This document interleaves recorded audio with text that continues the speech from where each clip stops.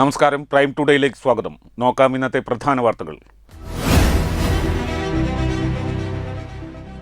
Tanur block panchayat 2026-27 വർഷത്തെ കരട് budget അവതരിപ്പിച്ചു. ബ്ലോക്ക് വൈസ് പ്രസിഡന്റ് നസ്രീൻ മണ്ണിങ്ങിലാണ് ബജറ്റ് അവതരിപ്പിച്ചത്.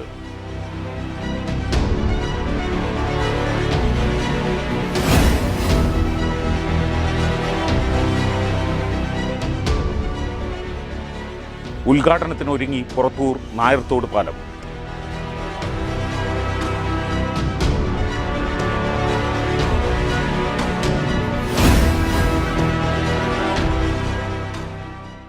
ജീവകാരുണ്യ സാംസ്കാരിക മേഖലകളിൽ നിറസാന്നിധ്യമായി തലപ്പള്ളിപ്പാടം മായ ബസാർ ചാരിറ്റി വർഷം തോറും നടത്തിവരാറുള്ള റംസാൻ റിലീഫ് കിറ്റ് വിതരണം.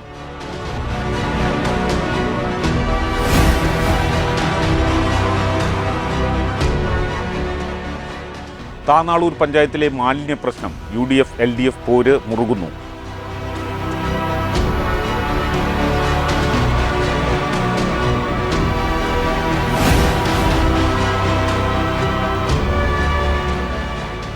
താനൂർ റെയിൽവേ സ്റ്റേഷനിൽ അടുത്തിടെ നടപ്പാക്കിയ പാർക്കിംഗ് സൗകര്യം അശാസ്ത്രീയമെന്ന് പരാതി.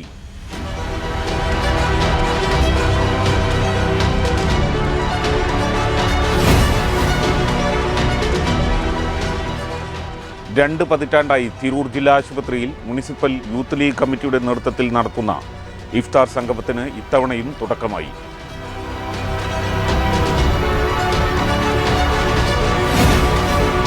വിശദമായ വാർത്തകളിലേക്ക്.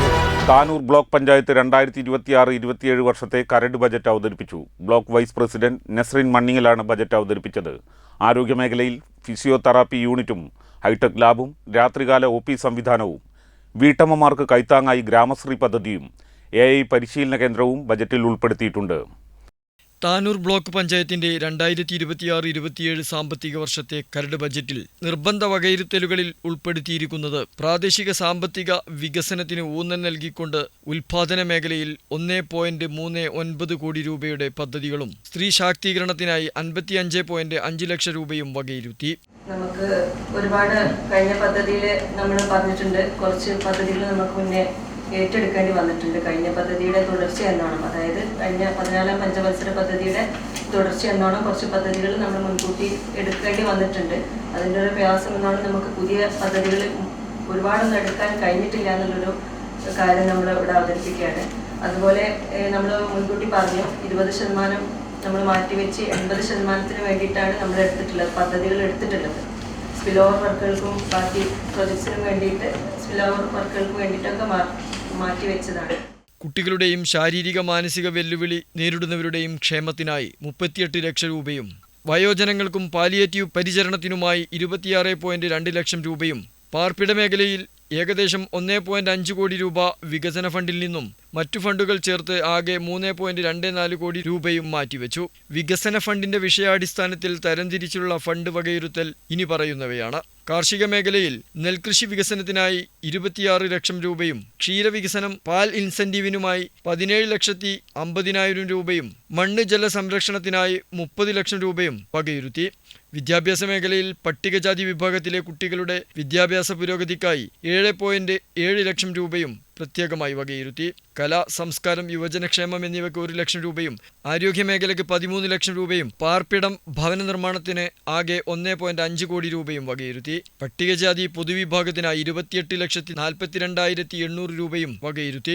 ശിശുവികസനത്തിനായി 47,50,000 രൂപയും വയോജനങ്ങളുടെയും കിടപ്പിലായവരുടെയും സംരക്ഷണത്തിനായി 13,71,640 രൂപയും സാമൂഹ്യനീതിക്കായി 70 ലക്ഷം രൂപയും പൊതുമരാമത്ത് വിഭാഗം വികസന ഫണ്ടിൽ നിന്ന് മാത്രം 62,50,000 രൂപയും പട്ടികജാതി വിഭാഗത്തിനായി 16 ലക്ഷവും പൊതുവിഭാഗത്തിനായി 46,50,000 രൂപയും വകയിരുത്തി.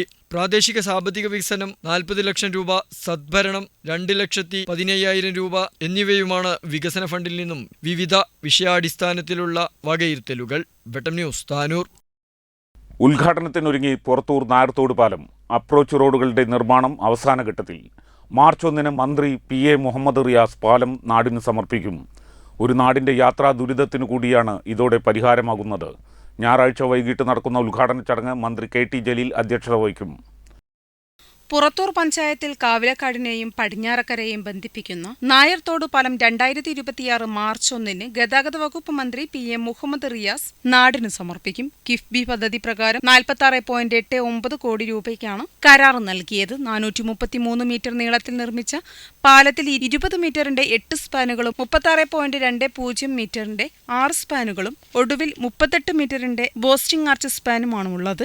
ദേശീയ ജലപാതയ്ക്ക് കുറുകെയായതിനാൽ Inland Water Authority of India മാനദണ്ഡങ്ങൾ അനുസരിച്ച് നടുവിലുള്ള സ്പാനിംഗ് 55 മീറ്റർ നീളവും 6 മീറ്റർ ഉയരവും നൽകി. പാലത്തിന്റെ ഇരുവശത്തേക്കുമായി ആകെ 470 മീറ്റർ അപ്രോച്ച് റോഡുമുണ്ട്. ആകെ 11 മീറ്റർ വീതിയാണ് പാലത്തിനുള്ളത്. ഇതിൽ 7.5 മീറ്റർ വീതിയിൽ ടാറിങ്ങും ഇരുവശത്തും 1.5 മീറ്റർ വീതിയിൽ കൈവരിയോടുകൂടിയ നടപ്പാതയും ഉൾപ്പെടും. തിരൂർ പൊന്നാനി ഭാരതപ്പുഴയോട് ചേർന്ന അറബിക്കടലിനോട് സംഗമിക്കുന്ന പടിഞ്ഞാറക്കര അഴിമുഖത്തെ കാഴ്ച കാണാൻ പുതിയ പാലം എളുപ്പവഴിയൊരുക്കും. ജനപ്രതിനിധികൾ, ഉദ്യോഗസ്ഥരടക്കം നിരവധി പേർ സംബന്ധിക്കും. വെട്ടം ന്യൂസ്, പുറത്തൂർ. ജീവകാരുണ്യ സാംസ്കാരിക മേഖലകളിൽ നിറസാന്നിധ്യമായ തലപ്പള്ളിപ്പാടം മായ ബസാർ ചാരിറ്റി വർഷം തോറും നടത്തിവരാറുള്ള റംസാൻ റിലീഫ് കിറ്റ് വിതരണം അബ്ദുൾ സലാം മാസ്റ്റർ ഉദ്ഘാടനം ചെയ്തു. നാട്ടിലെ എല്ലാ പ്രതിസന്ധി ഘട്ടങ്ങളിലും ജനങ്ങൾക്കിടയിൽ ഇറങ്ങി പ്രവർത്തിക്കുന്ന യുവാക്കളുടെ ഈ കൂട്ടായ്മ എല്ലാവർക്കും മാതൃകയാണെന്ന് അബ്ദുൾ സലാം മാസ്റ്റർ പറഞ്ഞു. എല്ലാ വർഷവും റമദാൻ മാസത്തിൽ മായ ബസാർ ചാരിറ്റിയുടെ നേതൃത്വത്തിൽ നമ്മൾ നടത്തി വരാറുള്ള കിറ്റ് വിതരണമാണ് ഇവിടെ നടക്കുന്നത്. എല്ലാ വർഷവും റമദാൻ 10 മുമ്പ് ഇത്തരത്തിൽ നമ്മൾ കിറ്റുകൾ നമ്മുടെ പ്രദേശത്തുള്ള 100ഓളം കുടുംബങ്ങൾക്ക് എത്തിക്കാറുണ്ട്. നമ്മുടെ പ്രദേശത്തെ മായ ബസാർ ചാരിറ്റി എന്ന യുവജന കൂട്ടായ്മയാണ് ഇത്തരത്തിലുള്ള പ്രവർത്തനങ്ങൾക്ക് നേതൃത്വം നൽകുന്നത്. തലപ്പള്ളിപ്പാടം കോരങ്ങത്ത് പ്രദേശത്തെ 120ഓളം കുടുംബങ്ങൾക്കാണ് റിലീഫ് കിറ്റ് വിതരണം ചെയ്തത്. മുഹമ്മദ് റിയാസ്, ഇക്ബാൽ കോടേരി, ആദിൽ, ബുദ്ദീൻ, ഷിഫിൻ, അലി അക്ബർ, നവാസ് YMK എന്നിവർ നേതൃത്വം നൽകി. വെട്ടം ന്യൂസ്, തിരൂർ. താനാളൂർ പഞ്ചായത്തിലെ മാലിന്യ പ്രശ്നം UDF LDF പോരുമുറുകുന്നു. താനാളൂർ പഞ്ചായത്തിൽ മാലിന്യം കുന്നുകൂടുന്നു എന്ന് സോഷ്യൽ മീഡിയയിൽ പ്രചരണം നടന്നതോടെയാണ് മറുപടിയുമായി panchayat president VPO Ashkar master രംഗത്ത് വന്നത്. താനാളൂർ പഞ്ചായത്ത് മാലിന്യ നിർമ്മാർജ്ജന ക്യാമ്പയിന് ആക്ഷേപം ഉന്നയിച്ചുകൊണ്ട് സോഷ്യൽ മീഡിയകളിൽ പ്രചരിക്കുന്ന പോസ്റ്ററിൽ കാണുന്ന മാലിന്യങ്ങൾ കഴിഞ്ഞ 6 മാസക്കാലമായി താനാളൂർ അങ്ങാടിയിലെ സമീപത്തുള്ള സ്വകാര്യ വ്യക്തിയുടെ സ്ഥലത്ത് കൂട്ടിയിട്ടതാണെന്നും ഇത് സംബന്ധിച്ച് മുൻ പഞ്ചായത്ത് വൈസ് പ്രസിഡന്റ് വെള്ളിയത്ത് അബ്ദുൾ റസാഖിന്റെ നേതൃത്വത്തിൽ കള്ളപ്രചരണം നടക്കുന്നതായി താനാളൂർ പഞ്ചായത്ത് പ്രസിഡന്റ് അസ്കർ മാസ്റ്റർ ആരോപിച്ചു. മാറെഴുതാത്തത് മാറി എന്ന ഒരു പ്രയോഗം നടത്തിക്കൊണ്ട് താനാളൂരിൽ ഫേസ്ബുക്കിലും ഇൻസ്റ്റഗ്രാമിലും മറ്റ് ഗ്രൂപ്പുകളിലേക്കെല്ലാം ഇടതുപക്ഷ നേതൃത്വം നൽകുന്ന വാട്സപ്പ് ഗ്രൂപ്പ് ഈ വേസ്റ്റിൻ്റെ ഫോട്ടോ ഇട്ടുകൊണ്ട് ഒരു പ്രചരണം നടത്തുകയാണ്. താനാളൂർ ഗ്രാമപഞ്ചായത്തിനെ സംബന്ധിച്ചിടത്തോളം താനാളൂർ ഗ്രാമപഞ്ചായത്ത് ഗ്രീൻ താനാളൂർ, തിളങ്ങും താനാളൂർ എന്ന ഒരു പ്രയോഗം ഉന്നയിച്ചുകൊണ്ട് താനാളൂരിൻ്റെ വിവിധ മേഖലകൾ ക്ലീൻ ചെയ്തുകൊണ്ടിരിക്കുകയാണ്. ഇത് പ്രൈവറ്റ് പ്രോപ്പർട്ടിയാണ്. പ്രൈവറ്റ് പ്രോപ്പർട്ടിയിൽ കിടക്കുന്ന ഈ മാലിന്യ കൂമ്പാരം എന്ന് പറയുന്നത് 17-ാം വാർഡിലാണ്. ഈ 17-ാം വാർഡ് മാസങ്ങൾക്ക് മുൻപ് ഇവിടുത്തെ താനാളൂർ ഗ്രാമപഞ്ചായത്തിലെ വൈസ് പ്രസിഡന്റ് V അബ്ദുൾ റസാഖിൻ്റെ വാർഡായിരുന്നു. ഇപ്പോഴും 17-ാം വാർഡ് CPM നേതൃത്വം നൽകുന്ന മുന്നണിയാണ് പഞ്ചായത്ത് മെമ്പറായിട്ടുള്ളത്. ഇവരിത് ഇവിടെ ഒരുമിച്ച് കൂട്ടിയിട്ട് പഞ്ചായത്ത് ഭരണസമിതിക്കെതിരെ നടത്തുന്ന ഈ പൊറാട്ട് നാടകം ജനങ്ങൾ തിരിച്ചറിയും. എന്നിരുന്നാലും ഇത് അടിയന്തരമായി നീക്കം ചെയ്യാനുള്ള നിർദ്ദേശം ഇതിൻ്റെ ബിൽഡിംഗ് ഓണർക്ക് ഹെൽത്ത് ഡിപ്പാർട്ട്മെൻറ്റ് നൽകിയിട്ടുണ്ട്. ഇത് ഇന്നും ഇന്നലെ ഇട്ട് തുടങ്ങിയതല്ല, മാസങ്ങളുടെ പഴക്കമുള്ള വേസ്റ്റാണ്. പലതവണ നോട്ടീസ് ഇഷ്യൂ ചെയ്തിട്ടും ഇത് നീക്കം ചെയ്തിട്ടില്ല. ഇതിനെ ഒരു മറയാക്കി പിടിച്ചുകൊണ്ട് ഇത്തരത്തിൽ CPM നേതൃത്വം നൽകുന്ന ചാനലുകളും അതുപോലെയുള്ള വാട്സപ്പ് ഗ്രൂപ്പുകളും ജനങ്ങളുടെ ഇടയിൽ തെറ്റിദ്ധാരണ പരത്തുന്നത് തികച്ചും വേദനാജനകമാണ്. ഇതിനെതിരെ അതിശക്തമായ നടപടികളുമായി പഞ്ചായത്ത് മുന്നോട്ട് പോകും.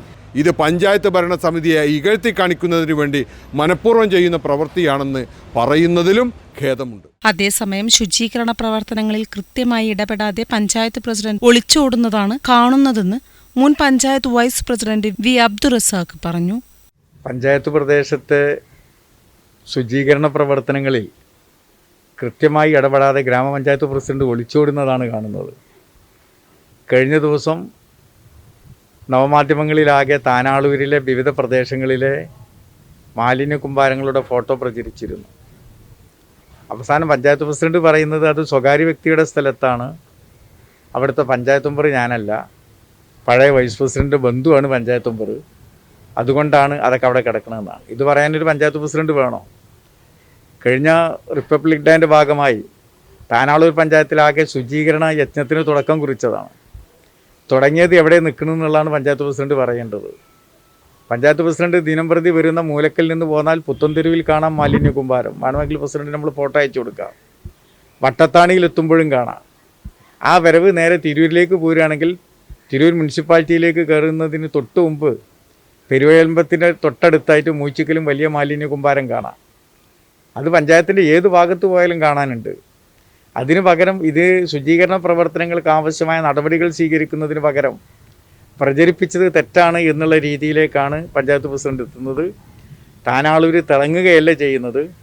ഒരു കാലത്തും താനാളൂരിൽ കാണാത്ത രീതിയിൽ മാലിന്യ കുമ്പാരം വർദ്ധിക്കുകയാണ് ചെയ്യുന്നത്.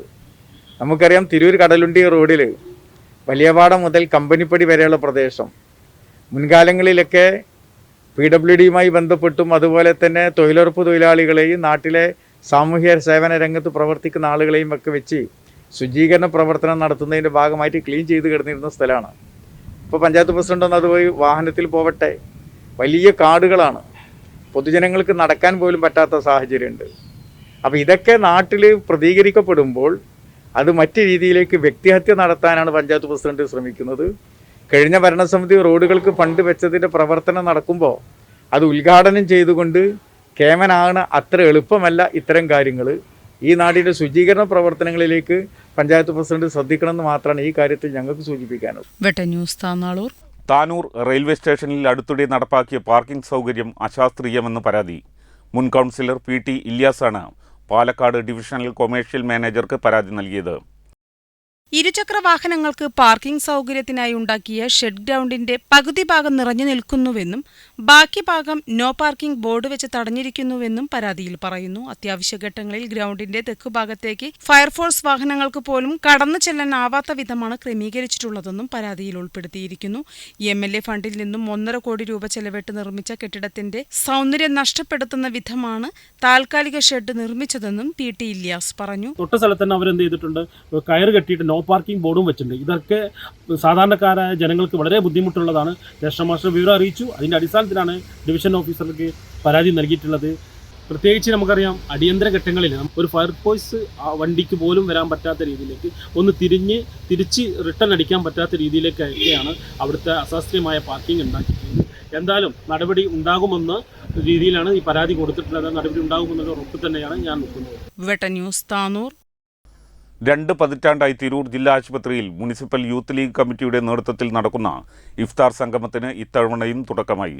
സംഗമത്തിൻ്റെ ഉദ്ഘാടനം നോമ്പിൻ്റെ ആദ്യ ദിനം മുസ്ലിം യൂത്ത് ലീഗ് സംസ്ഥാന പ്രസിഡന്റ് പാണക്കാട് സയ്യിദ് മുനവർ അലി ഷിഹാബ് തങ്ങൾ നിർവഹിച്ചു.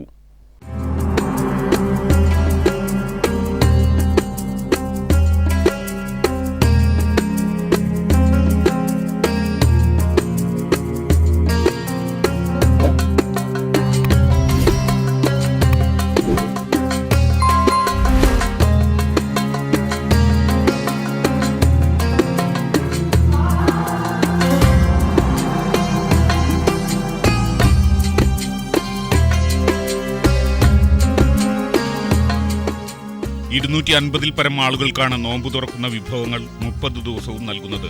KK ഷാഹിദ് പ്രസിഡന്റും NK റഫീഖ് സെക്രട്ടറിയുമായ കമ്മിറ്റിയുടെ നേതൃത്വത്തിലാണ് കാര്യങ്ങൾ നടക്കുന്നത്.